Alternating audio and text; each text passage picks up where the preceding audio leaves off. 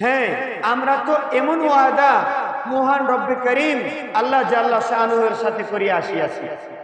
আমরা কোন সময় আল্লাহ পাকের সাথে ওয়াদা করিয়া আসছি, যখন আল্লাহ পাক রূহের জগতে সমস্ত আত্মাগুলিকে, সমস্ত রূহগুলিকে একসাথে জমা করলেন, তখন আল্লাহ পাক আমাদের থেকে ওয়াদা নিয়ে আসেন, তোমরা কি দুনিয়ায় যাইয়া আমার ইবাদত করবা, আমাকে আল্লাহ বলিয়া স্বীকার করবা, আমাকে ভয় পাইবা?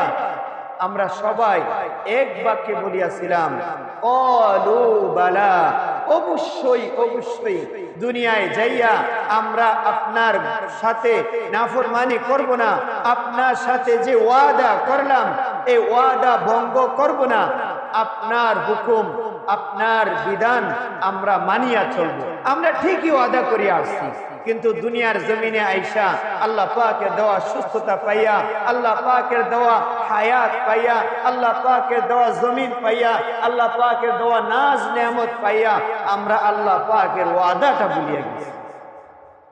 এজন্য যারা ওয়াদা রক্ষা করবে, দুনিয়ার মানুষের সাথে হোক আর আল্লাহ পাকের সাথে হোক, ওয়াদা যারা রক্ষা করবে তারাই সফল কাম।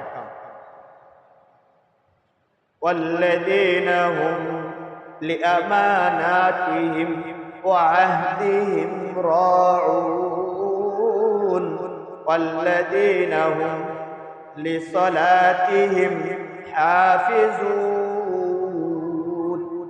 আল্লাহ পাক কোরআনুল কারীমের প্রতিটি পৃষ্ঠায় 2 পৃষ্ঠা 3 পৃষ্ঠা 5 পৃষ্ঠা পর পর একটা কথাই বারবার বলে, কি বলে? যে যারা নামাজ পড়ে তারাই সফল কাম। একটু পর পর বলে কোরআনের একটা অক্ষর কেউ যদি বলে মিথ্যা, তার ঈমান থাকবে না, সে কাফের, সে আল্লাহ পাকের শত্রু। কাফের কারা? যারা আল্লাহর শত্রু। আল্লাহ পাকের দুনিয়াতে কাফের বহুত আছে। আল্লাহ পাকের দেওয়া আসমান, আল্লাহ পাকের দেওয়া জমিন, আল্লাহ পাকের দেওয়া নাজ নেয়ামত সব কিছু ভোগ করতেছে, কিন্তু তারা আল্লাহ পাকের শত্রু। তাদেরকে বলে কাফের, মুশরিক, ইহুদি, নাসরা, বেঈমান। এখন কেউ যদি এই কথা একটু মাত্র মনে মনে সন্দেহ করে যে কোরআনের এই কথাটা মিথ্যা, এই কথা মনে সত্য নয়, তার ঈমান থাকবে না। তাকে মুসলমানের যে লিস্টি, এই লিস্টিতে তার নাম আল্লাহ পাক রাখবেন না। তাহলে কোরআনুল কারীমের প্রতিটি পারায়, প্রতিটি সূরায় এই কথাই বলা আছে, যারা নামাজ পড়ে তারা সফল কাম। যারা নামাজ পড়ে তারা সফল কাম। এখন আমরা একটা জিনিস খেয়াল করতেছি, রমজান মাসে ঈদের সময় কিছু কিছু মুসল্লি বাড়ে, আবার আস্তে আস্তে মুসল্লি কমিয়া যায়। এটা আমাদের দুর্বলতা। আমাদের প্রত্যেকের দায়িত্ব নিজে নামাজ পড়া, নিজের ছেলে মেয়ে, নিজের আত্মীয় স্বজন, ভাই বেরাদর, প্রতিবেশী সবাইকে দৈনিক 1-2 জনকে নামাজের দাওয়াত দেওয়া। সবাই দাওয়াত দেওয়া, যার যার জায়গা থেকে, যার বন্ধু যে নিজে নিজের বন্ধুকে বলা, বন্ধু আসো না, আজান দিয়ে দিছে, নামাজটা পড়ে নেই, অল্প সময় নামাজ পড়তে আর কয় মিনিট লাগবে, আসো নামাজটা পড়ি। এইভাবে নামাজের দিকে মানুষকে ডাকা, না হয় আমাদের উপায় থাকবে না। একটা হাদিস মুসলিম শরীফের 224 নম্বর হাদিস। হাদিসটা অনেক লম্বা, আমি পুরো হাদিসটা বলবো না। এই হাদিসের মধ্যে বলা আছে as-salatu নূরুন, নামাজ হইল নূর। এখন এই হাদিসের ব্যাখ্যার মধ্যে জনাবে রাসূলুল্লাহ সাল্লাল্লাহু আলাইহি ওয়াসাল্লামের পক্ষ থেকে ব্যাখ্যা, এই ব্যাখ্যার মধ্যে বলা হয়েছে নামাজ নূর, এটা 3টা অর্থ। নামাজ নূর এই কথাটার অর্থ হয় 3টা।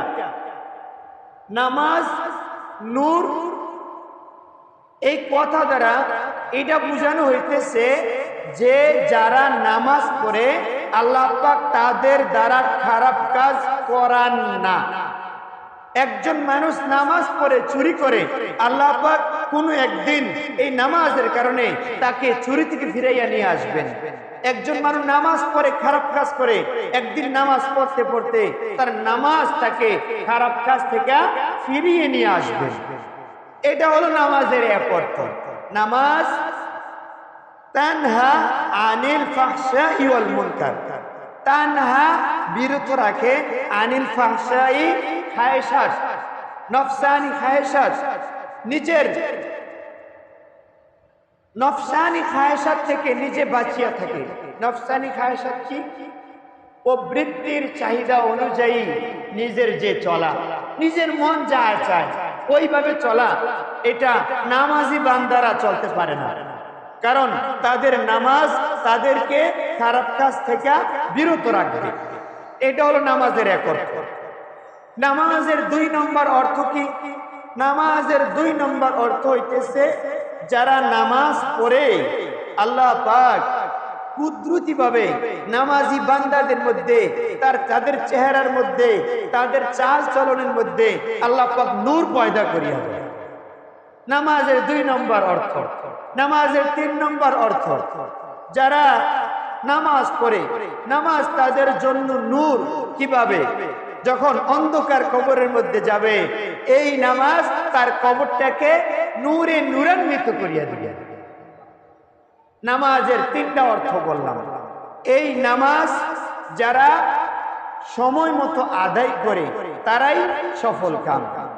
আবার বলি, সূরা তাওবার 18 নম্বর আয়াত আর সূরা নূরের 36 ও 37 নম্বর আয়াতে আল্লাহ পাক বলছে, তোমরা মসজিদের সাথে সম্পর্ক রাখো, মসজিদ ব্যতীত কোনো নামাজ পড়ার চেষ্টা করিও না। আল্লাহ পাক আমাদেরকে, আমাদের সবাইকে মসজিদ ব্যতীত ঘরের মধ্যে কেউ যদি নামাজ পড়ি, এই অভ্যাসটা যাতে ত্যাগ করিয়ে দেয়। জনাবে রাসূলুল্লাহ সাল্লাল্লাহু আলাইহি ওয়াসাল্লামের হাদিস, মসজিদের মধ্যে একজন মুসল্লি বলতেছে যে আল্লাহ রসুল একদিন বলে যে আমার মনে চায় অনেকগুলি লাকড়ি জমা করি এবং আমি অনেকগুলি যুবককে ডাকাইয়া আনি, এই লাকড়ির মধ্যে আগুন ধরাই দেই, তারপরে আমি প্রতিটা মানুষের বাড়িতে যেয়ে দেখি কে মসজিদে না যাইয়া ঘরের মধ্যে থাকে, ঘরের মধ্যে নামাজ পড়ে, আমি তাদের ঘরগুলি জ্বালাইয়া দিই। এখন কেউ প্রশ্ন করবেন, ঘরের কবর বানাইও না, ঘরের মধ্যে নামাজ পড়ো, এটাও তো আছে। হ্যাঁ, ঘরকে কবর বানাইও না, ঘরের মধ্যে নামাজ পড়ো, তাহাজ্জুদ নামাজ পড়ো। ঘরকে কবর বানাইও না, জামাতের আগে, মসজিদে আসার আগে সুন্নত নামাজ বলি।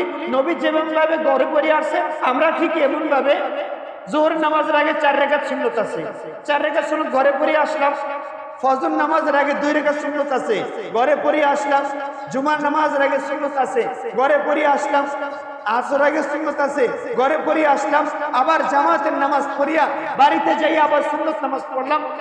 এই সুন্নত নামাজ দ্বারা আমার ঘরকে আমি কবর না বানাইয়া, এই সুন্নত নামাজ দ্বারা আমার ঘরকে আমি কি বানাই? আমার ঘরকে আমি মসজিদ বানাই। এই কথা বলা আছে, কিন্তু এই কথা বলা নাই যে ফরজ নামাজ ঘরে পড়ো। কারণ আমাদের নবী তো কোনোদিন ফরজ নামাজ ঘরে পড়েনি। অসুস্থ অবস্থায় 2 জন সাহাবীর কাঁধে ভর দিয়া পাওগুলি সেরসাইয়া মসজিদে আসছে। পিছন দিক দিয়া সাহাবীর আয়েশা দেখে রাসূলের পাও যে মাটির উপর দিয়া সেরসাইয়া গেছে, দাগ পড়িয়া রয়েছে। তাইলে আমরা নবীকে কইছে ফরজ নামাজ ঘরে পড়ার লাগা? আমরা তো বহুত নামাজ এরকম আছি, ইচ্ছা করিয়া মসজিদে আসি, একটু মিষ্টি নাই, জ্বর নাই, তুফান নাই, রোদ নাই, গাদ্দা নাই, ঘরে নামাজ না। আল্লাহ পাক আমাদের সবাইকে মসজিদমুখী, মসজিদের সাথে সম্পর্ক। এক হাদিসের মধ্যে আছে 7 প্রকারের মানুষকে আল্লাহ পাক কিয়ামতের কঠিন মুসিবতের দিনে আরশে আজিমের ছায়ার মধ্যে স্থান দিবেন। এর মধ্যে 1 প্রকারের মানুষ, যাদের অন্তর সব সময় মসজিদের সাথে জোড়া লাগিয়া থাকে, তারা সব সময় নিজের মনকে মসজিদের সাথে জড়িয়ে রাখে, তারাই সফল। আল্লাহ পাক আজকের যে সামান্য কিছু আলোচনা করলাম, এই কথার উপর আমাদের সবাইকে আমল করার তৌফিক দান করেন। আমিন। ওয়া মা তৌফিক ইল্লা বিল্লাহ। আমরা যা সুন্নাত করি নাই 4